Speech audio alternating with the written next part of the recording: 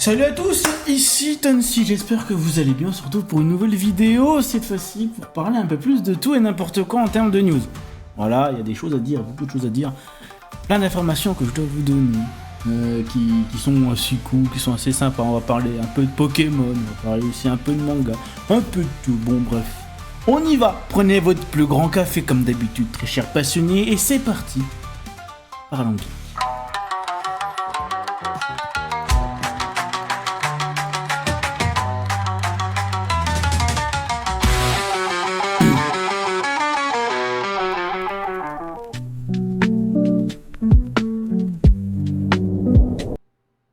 Pour commencer dans ces informations, nous allons parler de Dragon Ball Xenoverse 2. Bon, oui, oui, Dragon Ball Xenoverse 2, moi je pensais que c'était terminé. Faut être honnête avec vous, moi je pensais que Dragon Ball Xenoverse 2 c'était fini. La dernière fois, ils nous avaient dit c'est bon, arrête de mettre une équipe, je sais plus ce que j'avais dit il y a un petit moment. Pour vous dire, j'en avais parlé. Il y a quoi, il y a 2-3 mois, elle a dit c'est bon, on va enfin passer à Xenoverse. Non, on va pas passer à Xenoverse 4 d'ici là, mon gars. Parce que. Déjà, ils ont fait le chapitre 3. Oui, il y a une mise à jour de Dragon Ball Xenoverse 2.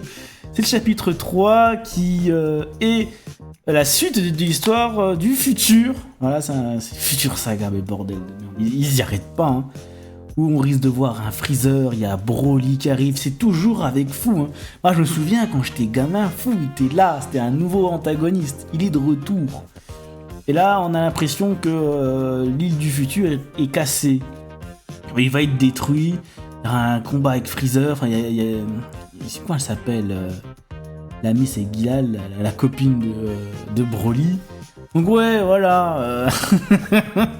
C'est pas fini, hein. Ah, vraiment, je pense que Dragon Ball Xenoverse 2 ne sera pas fini pendant un gros moment. Là, il paraît qu'il y a même le chapitre 4 qui est en préparation. C'est pas fini. Hein. Dragon Ball Xenoverse 2 n'est pas fini. Non, c'est surprenant, ils veulent pas sortir le 4, c'est une dinguerie. Mais c'est bon là, on l'a vu le 2, on l'attend. Moi j'ai arrêté, franchement, je suis même pas retourné dans le jeu, c'est pour vous dire.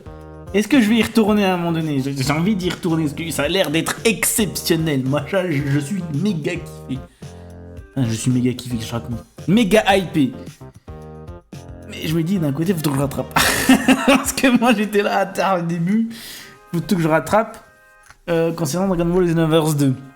La suite, c'est côté manga. Je crois que c'est manga que je vais vous parler. Qu'est-ce que c'est déjà? Non, c'est animé. C'est animé.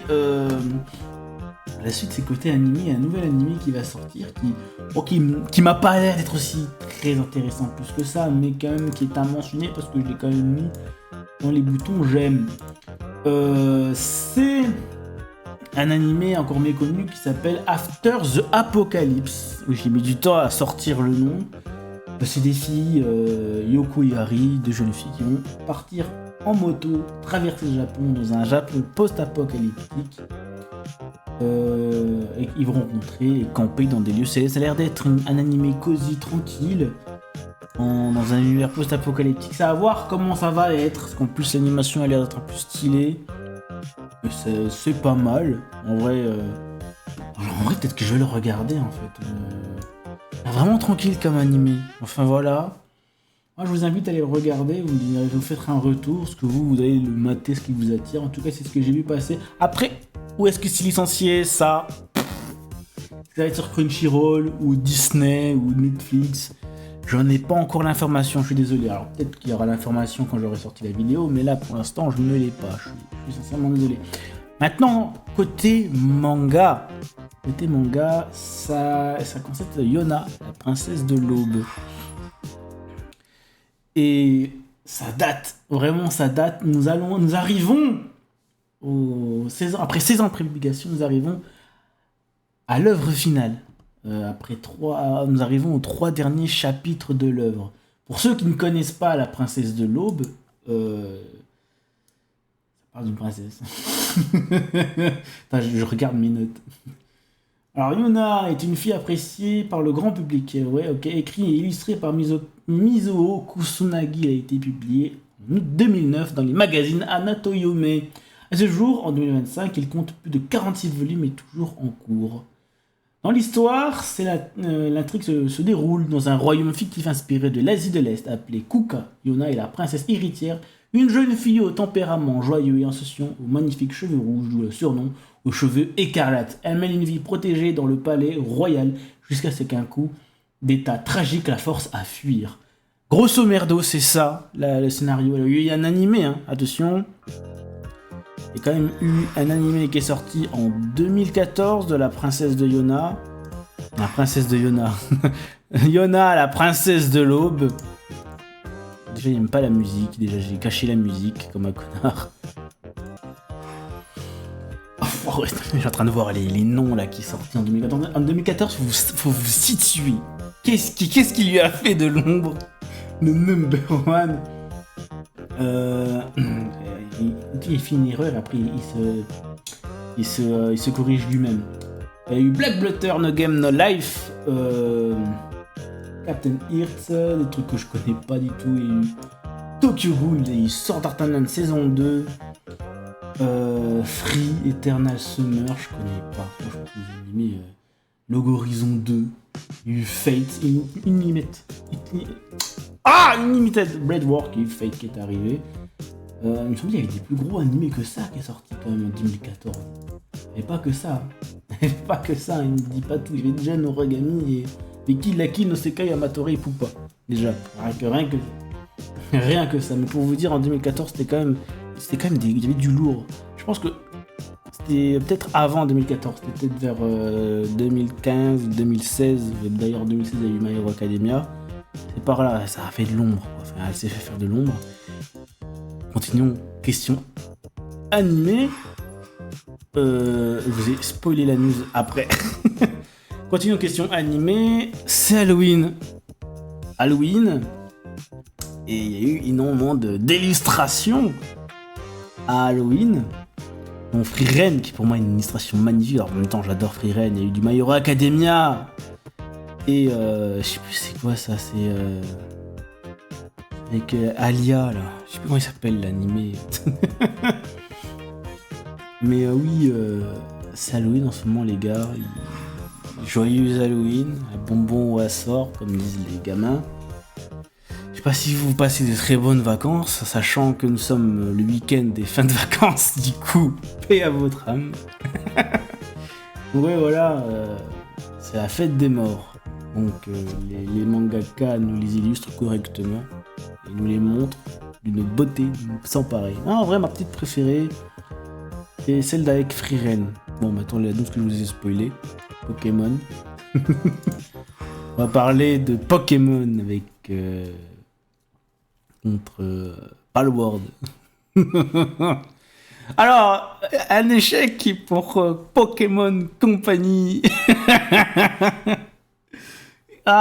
C'est malheureux. Oh, qu'est-ce qu'on est dégoûté. Oui, un échec. Ils ont échoué leur jugement contre Palworld pour plagiat. Question des trucs, l'histoire de comment attraper des Pokémon, comment attraper des monstres. Ils ont échoué.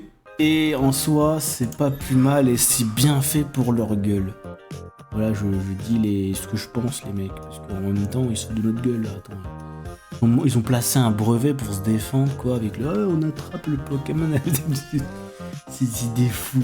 Et franchement, au lieu de faire cette guerre Pokémon Company, faites des bons jeux, en fait. Faites juste des bons jeux, et après, ça peut aller. La concurrence devrait même pas vous inquiéter. Vous êtes Pokémon. Situez-vous, Pokémon. La concurrence devrait même pas vous inquiéter. Bon, on dit ça, mais en vrai, le dernier jeu Pokémon, qui est Pokémon ZA, a eu quand il est arrivé, il y a eu un retour assez spécial avec les streamers qui ont commencé à voir le jeu, qui l'ont lynché comme pas possible, qui l'ont insulté, qui l'ont incendié parce qu'il y avait des décors avec des textures claquées au sol, des murs invisibles dans des tutoriels. Attention, ça c'est nouveau dans les jeux vidéo et une carte avec une map qui est très très petite.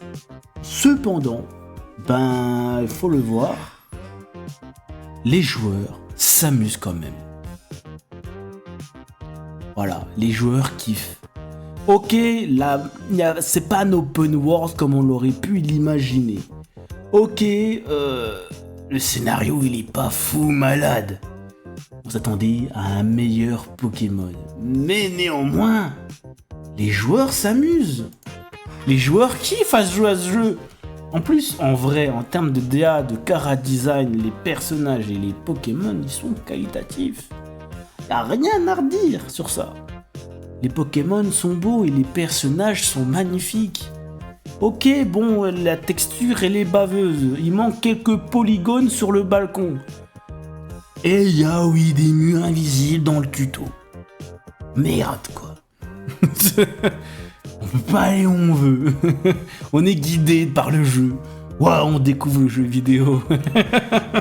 Enfin ouais. Après ça, à côté, le jeu il a l'air d'être un bon jeu. C'est pas le jeu Pokémon qui va révolutionner Pokémon, mais ça reste un bon jeu Pokémon, merde. Voilà, moi j'y ai pas joué, mais je pense que je vais me le prendre. Tu vois, ça a l'air d'être sympa. C'est pas comme Écarlate et Violet. Que heureusement que j'ai pas eu le fric pour l'acheter, hein, parce que sinon j'aurais pleuré. Hein. Vu la qualité que c'était.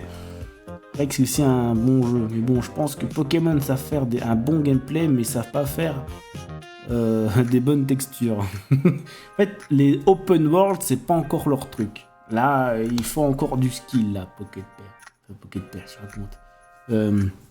Pokémon Company. Donc voilà, c'est tout pour les news pour aujourd'hui. Prenez soin de vous, très chers passionnés. C'était Tonsiggy qui on se retrouve demain pour une prochaine news. Allez!